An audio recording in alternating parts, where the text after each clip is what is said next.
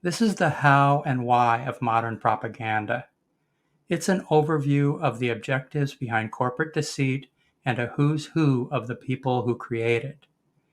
In an era of electronic mass communications, it's ironic that fact-based, logical info is missing from the public square.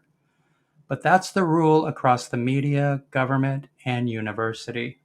Their versions of reality are warped for several reasons.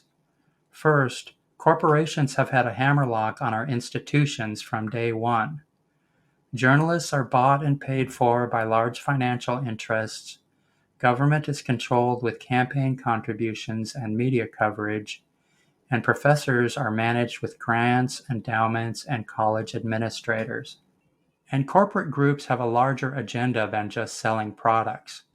They need a government that serves their darling selves over the public interest. In a democracy, managing government means controlling the voters. That's done by distorting information, controlling who speaks in public space and who doesn't, and shaping their very thought processes. From kindergarten to grad school, all three groups are socialized in mainstream thought. It's a hierarchical structure in which public discourse is shaped in the service of financial interests. They learn early on never to say anything that could upset large groups or powerful interests. Even as undergrads, they're experts at overlooking inconvenient facts. Sadly, this arrangement includes the general public, who also live in the conformist bubble. So thanks to the corporations that dominate our institutions, the servants who staff them, and a public with rose-colored blinkers on, modern mass communications are filled to bursting with stupid fucking bullshit. The layout was easy to manage for some 80 years. Corporations have an army of gatekeepers, editors, publishers, college faculty, publishing lawyers, and literary agents, all of whom make sure that educated speech never gets within a country mile of the public square. But times have changed. With social media, unvetted people can speak to millions. Though they've usually been through college indoctrination, they can show signs of independence. And those freeloading editors don't have the brains or the power to keep them in line. So new methods of control had to be cobbled together pronto. One is cancel culture, in which far-left agents search the net for independent speech. And this is totally in character for them. The left have been unwitting servants of financial power since forevermore. They voted for Nader, not understanding the two-party system and third-grade arithmetic. They've endorsed globalist policy from day one, mistaking a corporate scheme for cheap labor with a social justice delusion. And they've generated irrational social theories, alienating half the population and losing Democrats countless elections.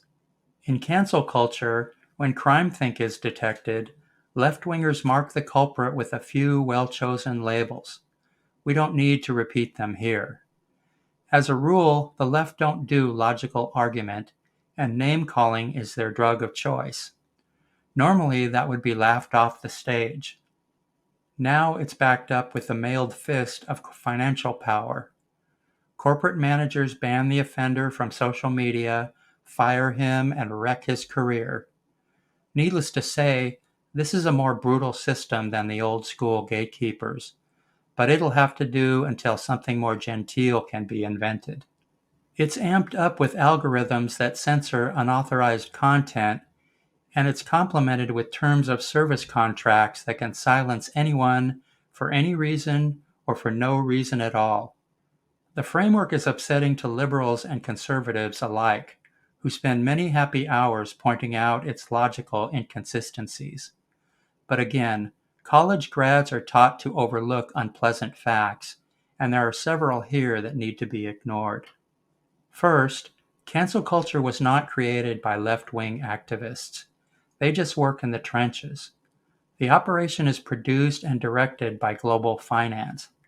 That's shown by the army of journalists, college admins, and corporate managers who enforce the system. It has three objectives. It polices the net.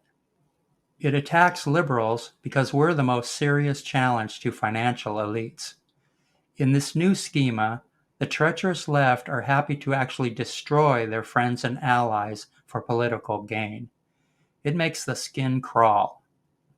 Most importantly, it distracts attention from the class war policies seething in federal offices.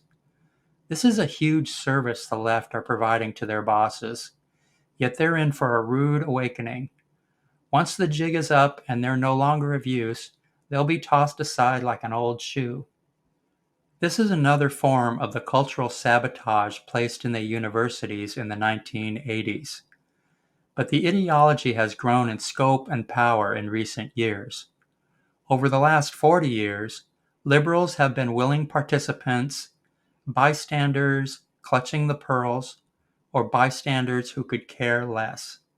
Thus we have the propaganda machine, a coalition of global monopolies, their hirees in mainstream institutions, and leftist dingbats provocateurs patrolling the net.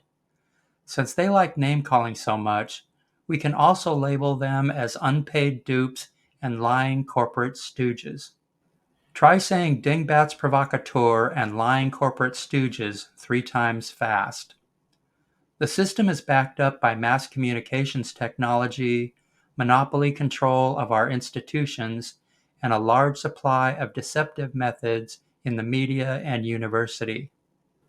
Now, after 50 years of manipulative nonsense and the class war policies of the global elite, it's more important than ever to see how the system works, recognize the key players, and understand the rhetorical methods that fill the public square.